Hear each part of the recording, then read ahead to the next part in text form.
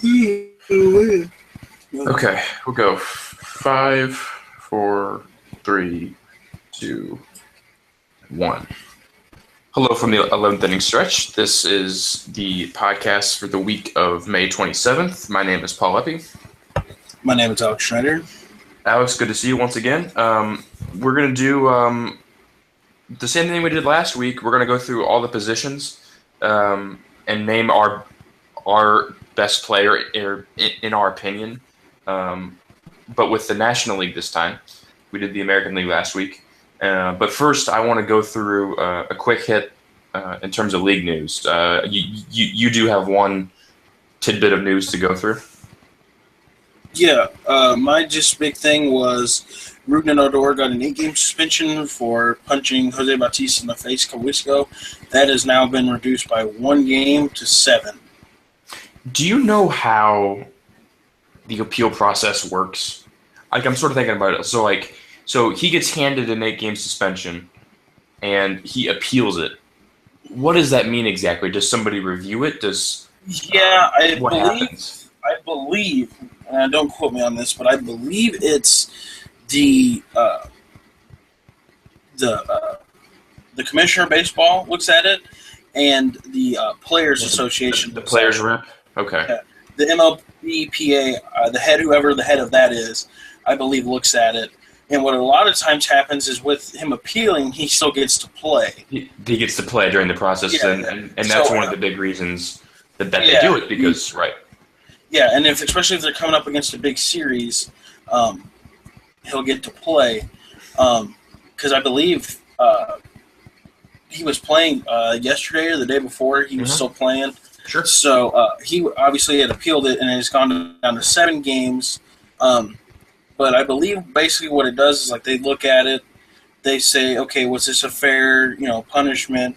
He kind of gives his side. The MLBPA obviously backs Rougned because it's the Players Association.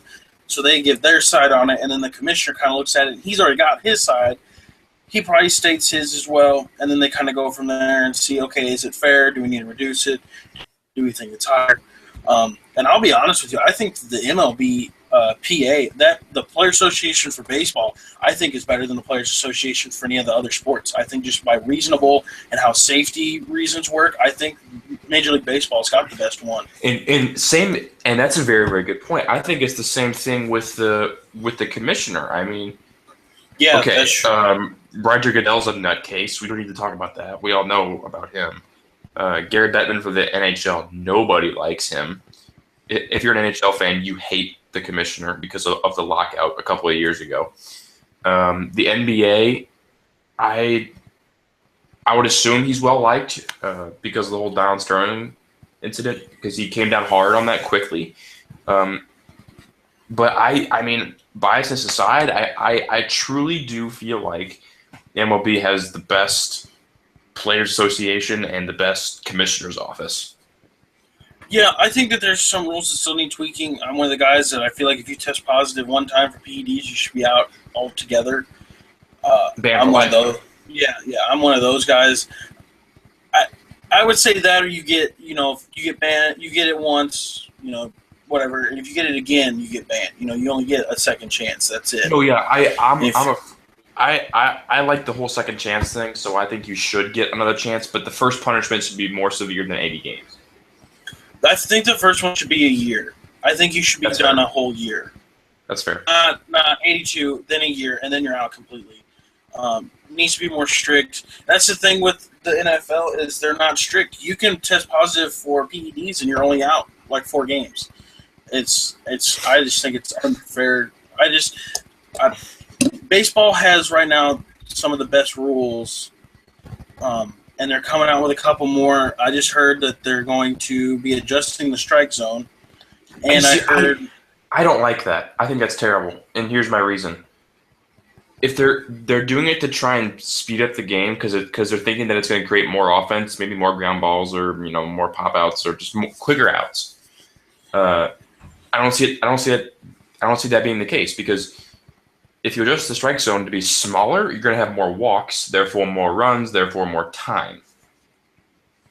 I don't think it's more of making it smaller. I think they're taking the same zone and bringing it up to where every ball looks like a good ball to hit. So you're saying that instead of maybe to the bottom of the knee or the hollow of the knee or whatever they call it to the letters, it's going to be top of the knee, the top of the letters or something. Really, the strike zone right now is from your knee to about your belt, maybe a little bit before. That whole to the letters thing, you'll never see an umpire call a strike on the letters. Nope. So I think it should go about mid-thigh to abdomen, maybe right below the letters, maybe. I say right below the letters because... Yeah. So basically, they're not shrinking it. It's more of they're moving it up so that they call more strikes. But basically, they want the umpires to call more strikes. I like the idea, but I just don't know if it'll work because I should probably do more research on this. But from what I was reading, that it's going to be smaller. Now, you're probably right because I didn't completely read into the whole thing. I'm going to type it in right now. I'm going to get to this.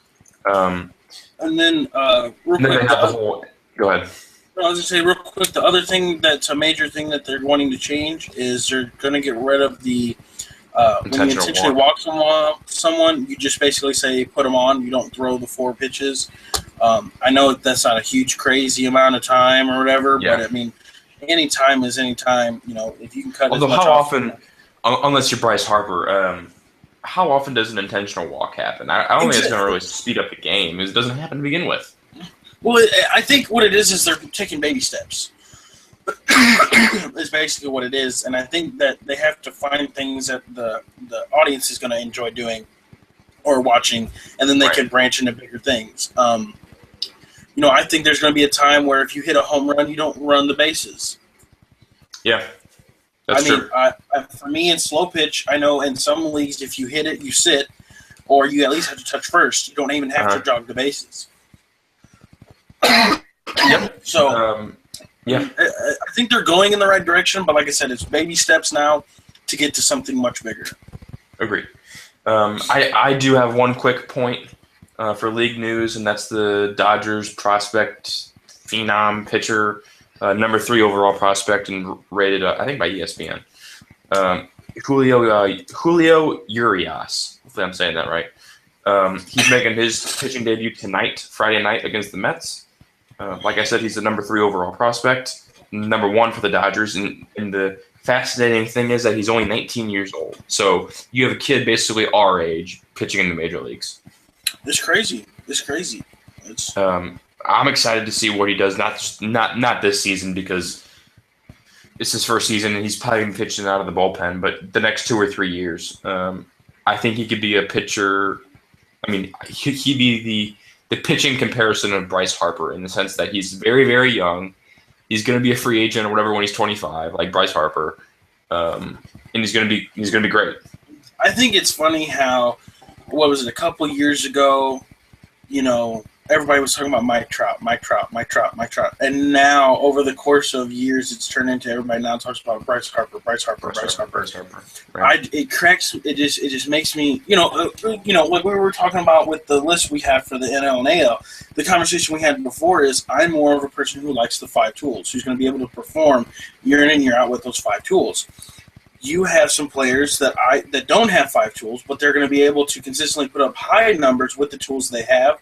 Mm-hmm. And baseball is a sport, is a what have you done for me lately kind of sport. So if you haven't, got a base hit or stolen a base, people are talking bad about you. And honestly, Bryce Harper hasn't had a bad. He was injured 1 year for several games ago. Yeah, a lot of games he was injured. But other than that, he was putting up good numbers. They weren't MVP numbers, but they weren't bad numbers. It's funny how people's perspective changes because, like Mike Trout is still a really good player and is arguably one of the best players in Major League still, but he's on a bad team. Yeah, no, and that was the whole thing about trading him is that, well, he's the best player in the game. Why is he playing for such a crappy team? I feel like if I'm the Angels GM, there's no way I'm trading Mike Trout unless I'm getting. I mean, almost your entire farm system. Well, the Angels, let it be known that they have not done a good job with signing people.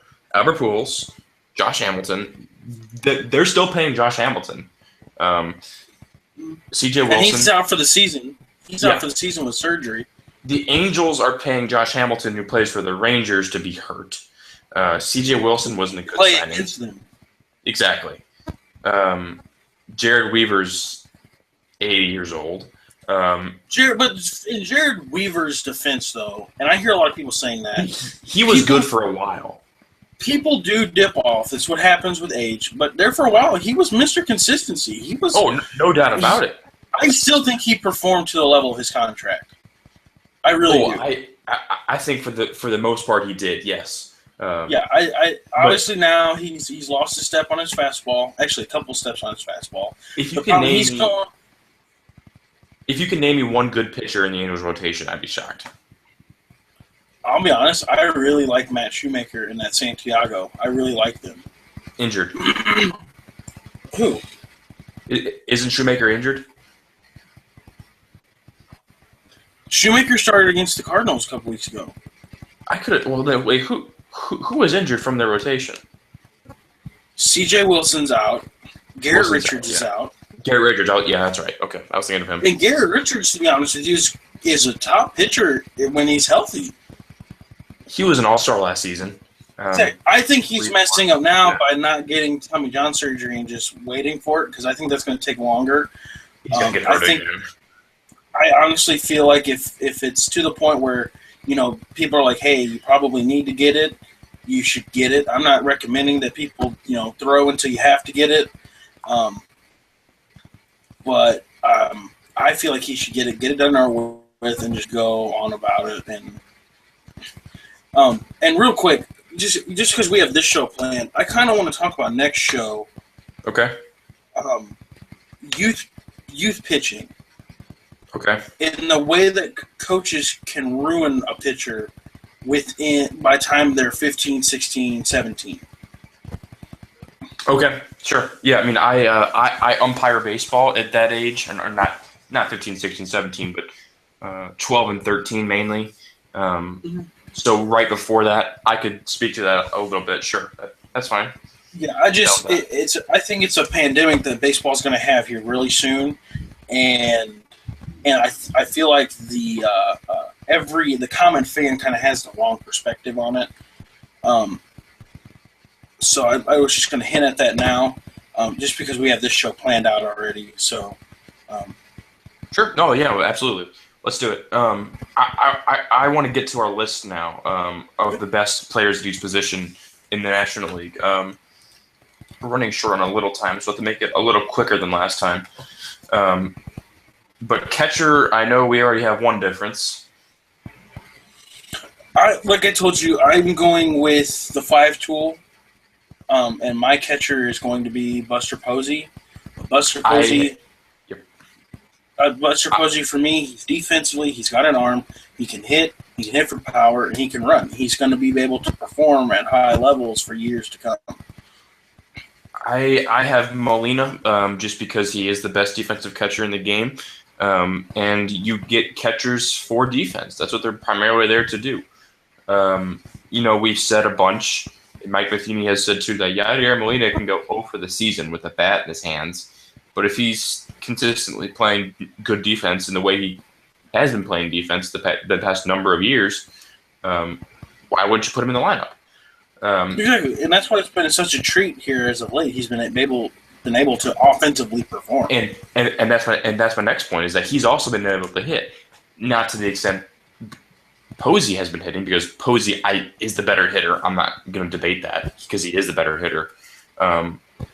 But when it comes to a catcher, I value defense more than offense. So that's just my opinion. Yeah, and just real quick, these lists aren't 100% correct. Me and Paul are not 100% right.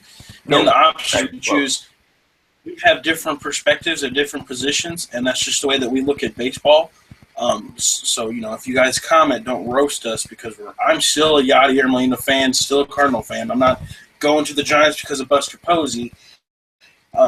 I understand the value in defense and a catcher, but I also value some hitting as well in that position. Because I honestly feel like that's one of the most important positions on the field, batting lineup in a batting order. Catcher? Yeah, because how many catchers around the league could you almost consistently count as an out? A lot. There's a lot of them. Exactly. Bunch. The vast majority of them. Yadier Molina was one of those. Buster Posey, since he's come up, has not one of those. He's consistently batted in the middle of the Giants lineup. I think the good thing about Posey, too, is that he can also play first base. Exactly. Molina, I mean, they put him at first base, but he's not a first baseman, let's be honest. Yeah, exactly. He's going to catch until he dies, and that's just... When you hear Dan McLaughlin on TV say Yadi ranges to his right to get that ground ball at first base, that should scare you. Yeah. Because he's not a first baseman. So moving on. Two first basemen. One more difference. I have Paul Goldschmidt, and you have? I have Anthony Rizzo.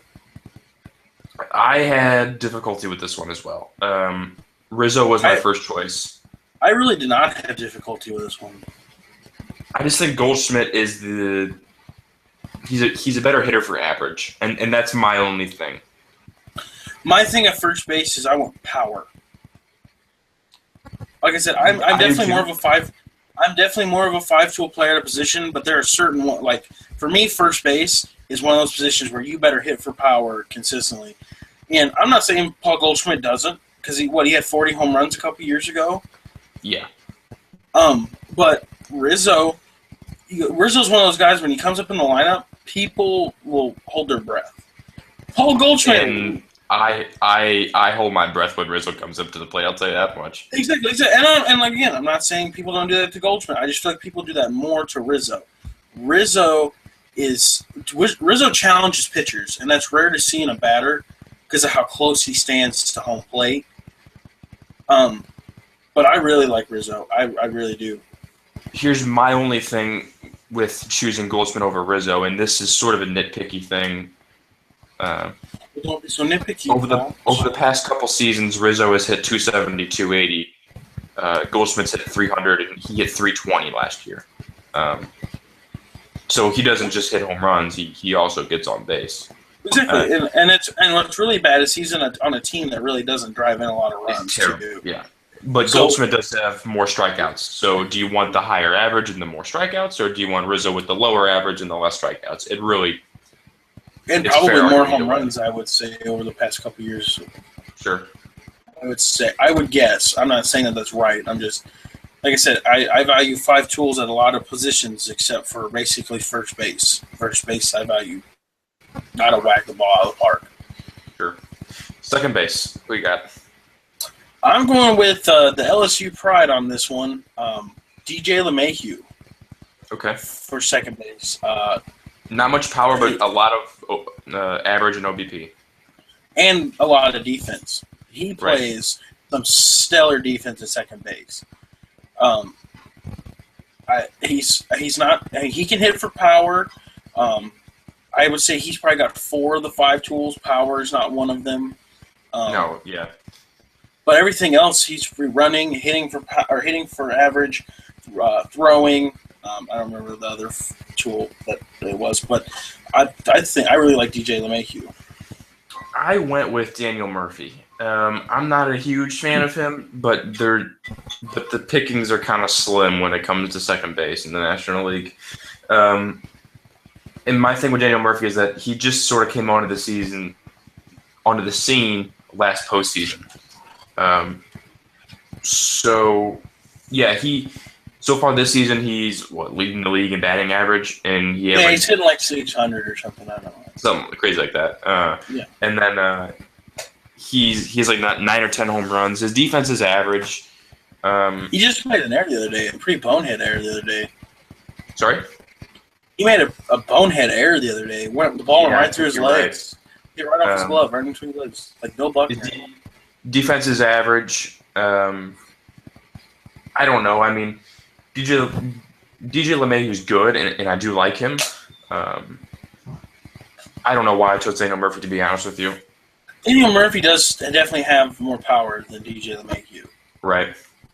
I just think That's in a league where offense is so hard to come by sometimes. The past couple seasons, it's good to have power wherever you can get it, and Daniel Murphy definitely has some power to him. Like I said, your picks aren't wrong. I agree. No, I know neither are yours. Yeah, I agree with your picks. I feel like the picks we have are like 1 and 2s, basically. It's 1 and 1A, pretty much. Yeah. Yeah, basically, it's going to be the same on anybody else's list. I think we differed at shortstop on this one. Shortstop, we do differ, yes. Although it's a coin toss. We'll go to third base. Do we go third base next? Or do we go shortstop? It doesn't matter. We can do shortstop. Let's do it. Okay. I have Trevor Story. You have Trevor Story, and I have Brandon Crawford. Here's the thing with shortstop, and I told you this before the show started. The National League shortstops are so deep, you could choose one of them and make a case. You have Brandon Crawford, Trevor Story, Aledmys Diaz, Addison Russell, Corey Seager from the Dodgers. I'm probably missing 1 or 2 in there. I instantly in that list, I throw out Aledmys Diaz and Seager. Instantly, I throw them out. Seager, he's had a pretty good season, though. Well, he hasn't shown me enough for me to put him at number 1 on here. He hasn't shown me enough. Now, if he plays at this same level for a couple years, well, then by all means, yeah. And of course, Aledmys Diaz too. Problem is, Aledmys Diaz is only with Trevor's Story, really. But yeah, exactly. But like you said, though, honestly, I don't think that they're that deep. I just think that there's so many young ones playing so well right now that it kind of makes it difficult to choose one. And the thing about Brandon Crawford is I like that pick because he is solid across the board. Like you said, 5-tool player, across the board solid. And he's the only veteran in the National League shortstop that's, like, really good. Exactly. I don't like his hair, but yeah. I like. Well, he's playing for a good team and he's a good shortstop, so. You know. Exactly, and like I've said in the past, when it comes to this kind of stuff, I value the 5 tools, but I really love defense. Shortstop, you have to have good defense. Exactly. We've seen with Aledmys Diaz lately what happens to teams with bad defensive shortstops. Now, granted, he is young. It'll take him time. He will get there. I'm not concerned about him. But when you have shoddy defense at shortstop, Cardinals fans have seen this season what goes on. Well, and to be fair, what really sucked is here in the past couple of years, we've had a solid up-the-middle defensive second base and shortstop. And Cardinal fans, if you pay attention to any of Cardinal games, for a long time, that hasn't happened. We've never had a solid second and shortstop defensive-wise. I mean, we've never had it. And it was so nice having it. And now Johnny Peralta's hurt. Colton Wong's playing like dirt. It's just pretty much gone away. And we're kind of, we're not all freaking out. It's kind of more like an, oh, crap, here we go again kind of thing. But I definitely feel like Aledmys Diaz could be it's going to be a really good shortstop. Oh, I think he will, sure. He's the shortstop of the future, which is good to have. Yeah. So third base, pretty simple pick. I got Nolan Arenado. You got Nolan Arenado. Not much to be said except for the fact that Chris Bryant, I mean, I guess he could be second on the list. He's not as good. Sorry, Cub fans. And I think Matt Carpenter's probably third on that list. Matt Carpenter's a quiet third, too. Yeah. Yeah. But Nolan Arenado, had a really good season last year. And for the most part, it was a fairly quiet season. 42 home runs, drove in like 120. Let's not discount his defense. Isn't he a Gold Glover on defense? Oh, I think he's won the Gold Glove since he's been up. Yeah. I really do. He's crazy good. And, we've said this a couple of times, but if the Rockies could put together any sort of semblance of pitching, they would be so good. I think they have a couple more positions on the field that need some help. They have a good start. They definitely do have a good start. They need a better catcher, in my eyes. First base could use a little tweaking. Left field could use some tweaking. Shortstop, if Trevor Story becomes the good defender and a good power hitter, he's fine. But you got to start somewhere. And I feel Charlie Blackmon's also underrated. in that outfield. Yes, very, very underrated. Very. And one like DJ LeMahieu. DJ LeMahieu is very underrated as well. But, yeah, like you said, Nolan Arenado, there's no contest for that. I feel like if you put anybody else at third base, you're smoking crack because there's nobody better than Nolan Arenado at third base. Agreed. Moving on to the outfield, I have Cespedes out in left field for the Mets. I have Starling Marte from the Pirates. Real quick, my defense for Cespedes is his defense.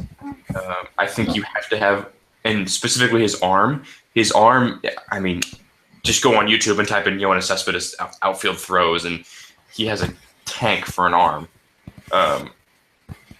He just throws out guys left and right, and then he's also hitting 15 home runs this season so far. So, and that's just gravy on top for me. Yeah, I would say the only thing to rebuttal yours for Marte is if you look at some of those throws that he's had to make because the balls have dropped. Starling Marte, I bet you could get to almost all of those balls that drop. Marte does have more speed, for sure, way more. Well, and that's what I was going to say. I think the Cespedes defense, I don't know if it's so much the defense, but his arm is definitely stellar. Right. I don't think it as a glove defense. I think it more of as an arm defense. So you're talking more like you don't think he's as good like tracking down balls? Yeah, the problem with Cespedes is he's built like a truck. Dude's big. Yeah. He's a big dude. And the problem is, he's like Matt Holliday. Matt Holliday really doesn't have an arm either, to be honest with you. No. But Matt Holliday is big. Doesn't move that fast. Cespedes is just pretty quick. But he's still real big. Starling Marte, on the other hand, is fairly small. Yeah. Yeah. And he's quick. Like, really quick. And real quick, just to defend Starling Marte, you can bring up Cespedes when he's got that gold patch on his glove there, Paul. All right? Because my man, Starling Marte, has got it. Because he's a gold glove winner. Yep. But the case for Cespedes, in my eyes, is there's not another person who can be traded to a team, change their entire season. If the Mets didn't have Cespedes, they would not be good. Sorry. No. Yeah. There would be no way that they would have even made it to as far as they made it in the playoffs last year. No way. Agreed. Center field, also perennial MVP candidate, Andrew McCutchen. Also a pretty simple choice. Same. Yep. I got McCutchen as well. Right field, also pretty obvious. We talked about him a lot. Bryce Harper. No, I think Scotty's got that one down. What are you talking about? Well, then you're the one smoking crack. No, I'm just playing. I got Harper. There's no way you can go against Harper. Pretty simple there. Pitching. I mean, it's Kershaw. If you don't like Kershaw, you deserve to be inducted into a mental ward. Although closers, we do have one difference. Yeah, and it's not.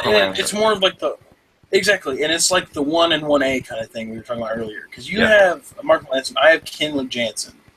You see, here's the thing that I did when I took my notes, and you're not going to see this on the podcast, but I'm going to show Alex right now on the screen. I have Melanson / Jansen / Familia. So that's how close they were for me. They were all 1, 1A, 1B. So pick one. Put them in a jar and pick one. There's definitely some good closers in the National League. There's definitely some good ones.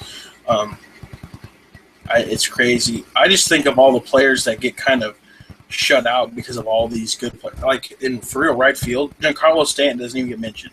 No. It's hands down. It's hands down. Yep. And it will be. I think left field, Ryan Braun doesn't even get mentioned. Exactly. Not even close. He's not even. Jay Bruce doesn't even get mentioned in right field. Mm-hmm. And Jay Bruce has been a pretty good power hitter. Joey Votto didn't get mentioned at first base. Exactly. It's crazy how many of these players aren't getting mentioned just because there's another player ahead of them that's so much better than they are. Miles ahead, right. We have McCutchen in center field. I don't think it's a contest for that, but I think in a couple years, Randall Grichuk could be up there. I think Jock Peterson could be up there. Billy Hamilton with his speed could be up there. He needs to get on base. He needs to figure out hitting. Yeah. That's what I'm saying. Is not right. Billy Hamilton is good though. Billy Hamilton is still obviously, piece of the rest. and then at shortstop, Zach Cozart for the Reds. That's another good quality pick at shortstop. And what's his face for the Reds too? That one young shortstop, Suarez. Suarez, yeah, he's pretty decent. He's playing third base for him right now, I believe. Oh, is he? Okay. I think so. Yeah. Okay. And that's another thing too is all the people that got traded. Because if you'd have thought about it, Todd Frazier last year might have been in your top third baseman. You know, at least 1A. I mean, Todd Frazier close second. Yeah. Exactly. You know, and it's crazy that there's like certain positions throughout the field that are such a lockdown that these other players don't even get mentioned. And when we both said Bryce Harper, I was like, man, Jack Carl Stan didn't even get hit. I mean, his balls touched the moon. It's close to it, yeah, pretty much. It's crazy. Charlie Blackmon didn't get mentioned. He's really good, and no one ever talks about him. Yeah, it's crazy. Adrian Gonzalez didn't get mentioned at first base. Crazy. Justin Turner not at third base. Nope. It's crazy. Do you have anything to wrap up on that list? No, I think the list changes year to year. To be honest with you, I think there's going to be some player. Another player for you guys to watch out is Trace Thompson. He's Klay Thompson's brother.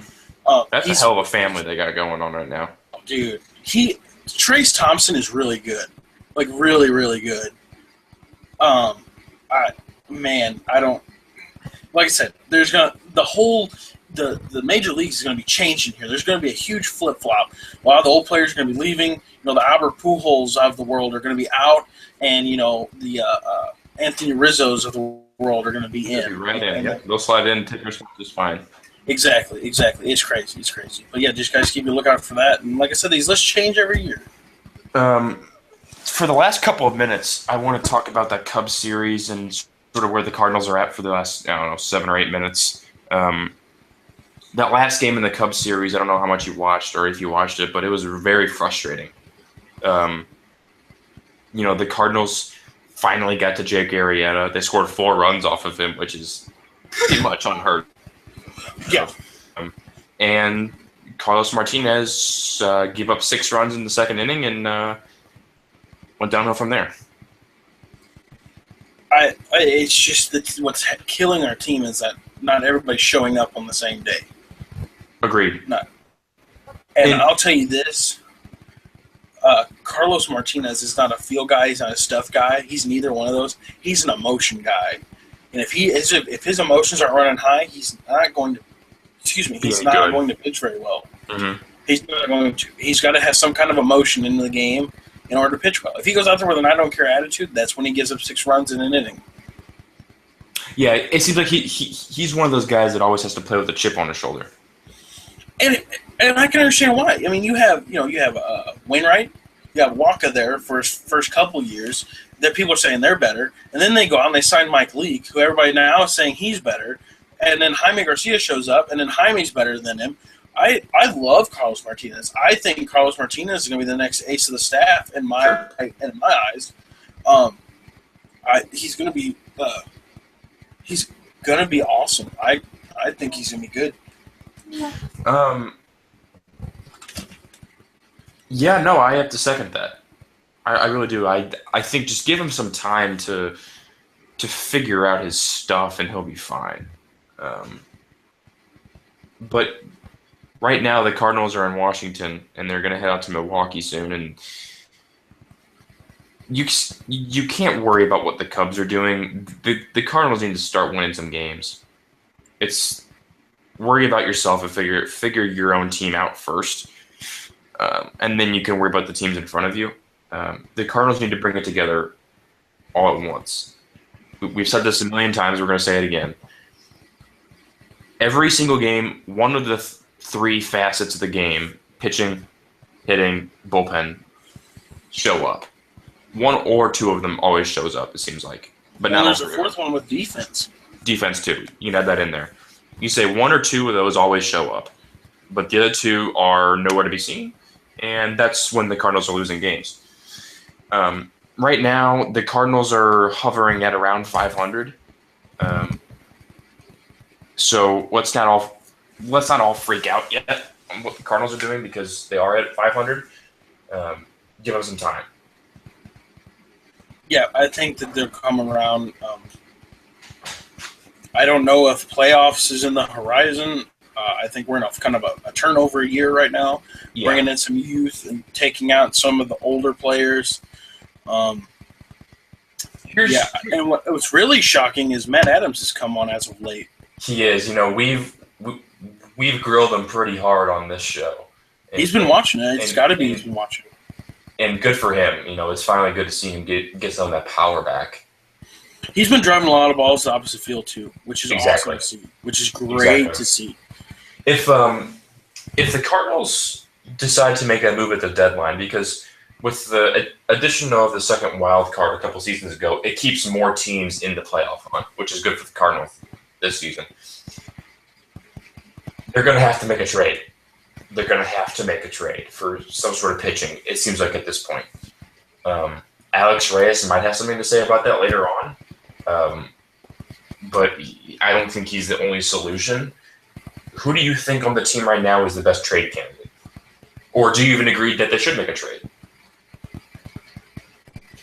I just think it's really hard to trade for starting pitching when you have 5 guys who can potentially be great. I agree, but the problem is that they're not. Now, you're talking about a trade deadline. That's 2 months away. Right.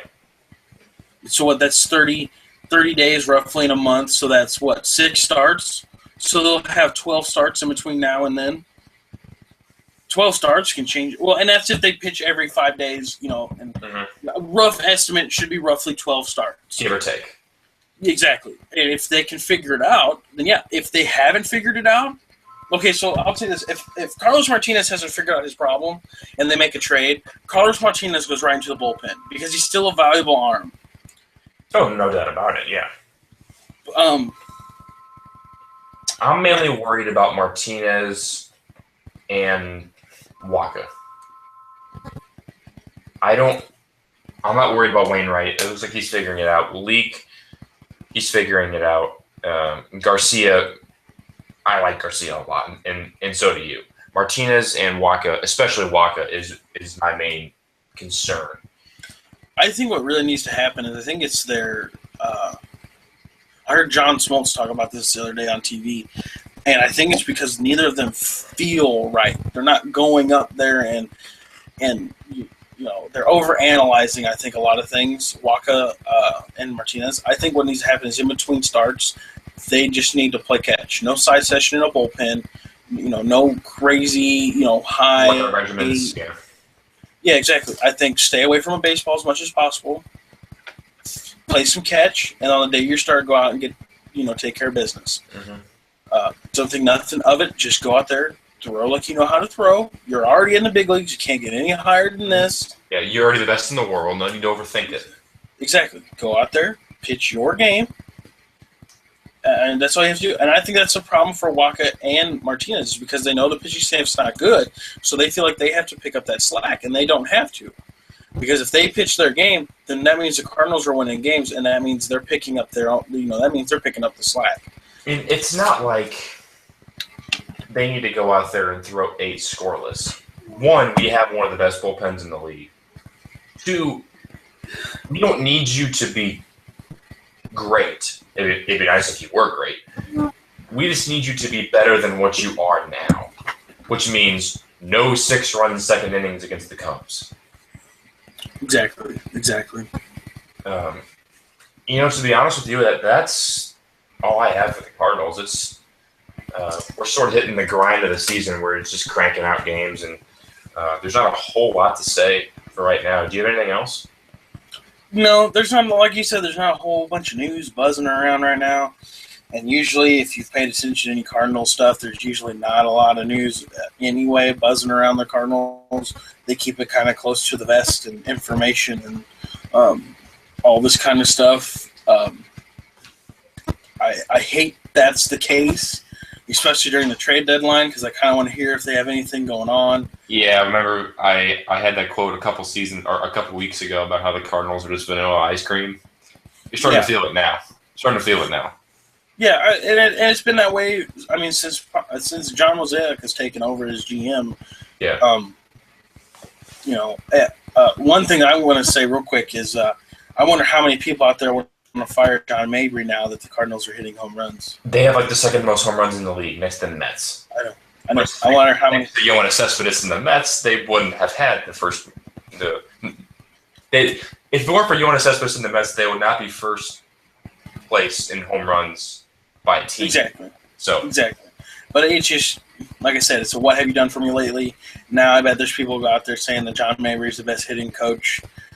Give him a couple weeks when the Cardinals go on a cold streak, and then they'll want to fire him again. Exactly. But, see, the only way to cure things from an irrational fan standpoint is just fire, like you hand out candy to kids. Fire him. We're starting new. Yeah, because that works. Yeah. That works. Yeah, just look at the Braves. Or the Twins. Or the A's. Or the Reds. Yep. Well, that'll do it for me. Yeah, I got nothing left. Thank you guys for joining us. Sorry I've been missing a lot of days here, guys. Just busy schedule, crazy, hectic. Like I said, I'm not trying to miss them. I love doing this show, so I'll try and keep on track with that. But thank you guys for watching. This is it from the 11th Inning Stretch. My name is Alex Schneider. As usual, I'm Paul Eppy. Thank you guys for watching. See you guys again next week.